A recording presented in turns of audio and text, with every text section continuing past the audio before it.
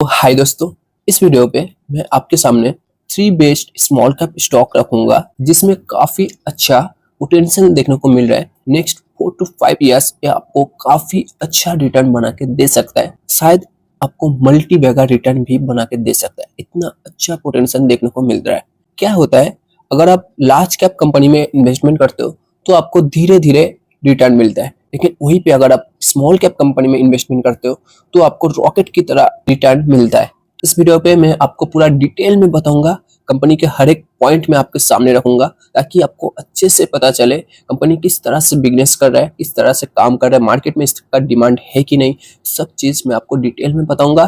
तो हर एक पॉइंट आप अच्छे से समझे ताकि आप लॉन्ग टर्म जब मार्केट में गिरावट हो तब आप इसे होल्ड कर पाओ। तो सबसे पहली जो कंपनी है वो एक ऑटो कंपोनेंट बनाने वाली कंपनी है जो मैं आपके सामने रखूंगा। स्मॉल कैप कंपनी है और कंपनी बेसिकली टू व्हीलर के लिए जो ब्रेकिंग सिस्टम होता है, एडवांस ब्रेकिंग सिस्टम, वो कंपनी मैन्युफैक्चरिंग करता है। और उसमें कंपनी अगर आप देखोगे एक लार्जेस्ट मैन्युफैक्चरर है और ब्रेक शू एंड जो एडवांस ब्रेकिंग सिस्टम होता है वो मैन्युफैक्चरिंग करने में कंपनी एक लार्जेस्ट मैन्युफैक्चरर है। और अगर आप थोड़ा अच्छे से डिटेल में देखोगे, company advance braking system provide करता है।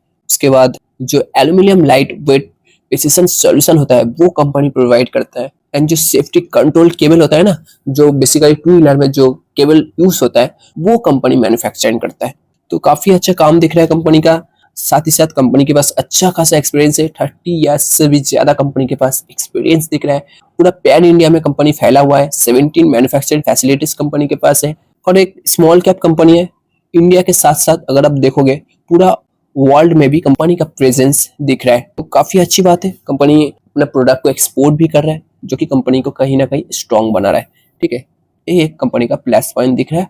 और कंपनी का ओरिजिनल जो इक्विपमेंट मैन्युफैक्चर है उसमें भी कंपनी का कुछ कस्टमर दिख रहा है, जैसे कि होंडा, हीरो, सब बड़ी बड़ी कंपनी है ना, TVS, Suzuki, Yamaha, royal Enfield जो बुलेट का मैन्युफैक्चरर है, बजाज, सब, कावासाकी भी इसका क्लाइंट दिख रहा है। तो हर एक मतलब जो भी क्वालिटी की प्रोडक्ट मार्केट में सेल करना है वो सब कंपनी इसका कस्टमर दिख रहा है। और जो इलेक्ट्रिक व्हीकल ओरिजिनल इक्विपमेंट में भी कंपनी का क्लाइंट दिख रहा है, जैसे कि हीरो, टीवीएस, एथर, बजाज, इस सब भी इसका क्लाइंट दिख रहा है।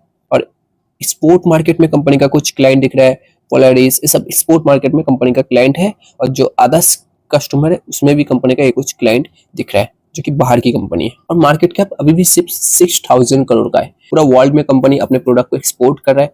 ठीक है, वर्ल्ड वाइड भी कंपनी का प्रेजेंस है। स्टॉक भी 48 का दिख रहा है, तो ये ज्यादा मैटर नहीं करता है। अगर आपका 5 साल का टारगेट है तो ये बहुत ज्यादा मैटर नहीं करता है। आरओसी 20% और आरओई भी लगभग 20% के आसपास दिख रहा है। मतलब कंपनी, हमारा जो पैसा है उसमें भी कंपनी काफी अच्छे से पैसा बना रहा है। और कंपनी के पास कोई डेट भी नहीं है। अगर आप देखोगे कंपनी के पास 600 से भी ज्यादा रिजर्व है और उसके ऊपर सिर्फ 400 करोड़ का डेट है। मतलब डेट से ज्यादा कंपनी के पास रिजर्व है, तो कंपनी अपने डेट को कवर कर सकता है। प्रोमोटर होल्डिंग देखिए, 75% कोई कंपनी रख सकता है, लेकिन कंपनी का जो प्रोमोटर है उसको अपने कंपनी के ऊपर पूरा भरोसा है, इसीलिए कंपनी 85% का स्टेक लेके बैठा है प्रोमोटर।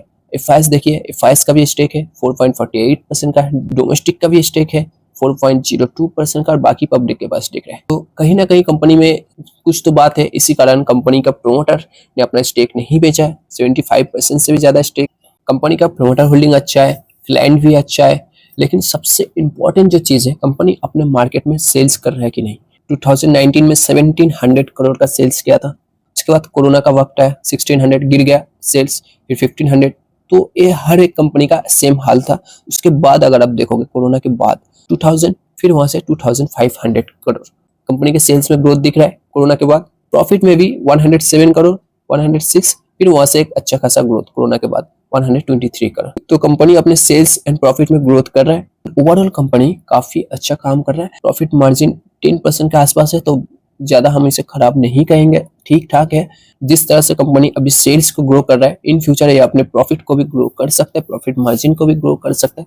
कंपनी एक स्ट्रॉन्ग कंपनी दिख रहा है और अभी एक अच्छा खासा लेवल पे ट्रेड कर रहा है। आपको बता दें 2024 के इन तक 600 का लेवल आराम से टच कर सकता है, जिस तरह से कंपनी मार्केट में फिलहाल काम कर रहा है। तो इस कंपनी का नाम है एक्स ऑटोमेटिक लिमिटेड, जो कि अब एक न्यूली लिस्टेड कंपनी है। आप यहाँ पे देख सकते हो, अभी तक आप यहाँ पे देख सकते हो 2023 के नवंबर के मंथ पे लिस्टेड हुआ है। 1 ईयर भी कंप्लीट नहीं हुआ है, एक अच्छा खासा लेवल पे ट्रेड कर रहा है, जिस लेवल पे आया था उसी लेवल पे ट्रेड कर रहा है, तो इस लेवल पे आप आराम से जा सकते हो। नेक्स्ट 5 ईयर्स के लिए अगर आप 1 साल भी होल्ड कर दोगे तो आपको 600 का टारगेट अचीव कर सकता है।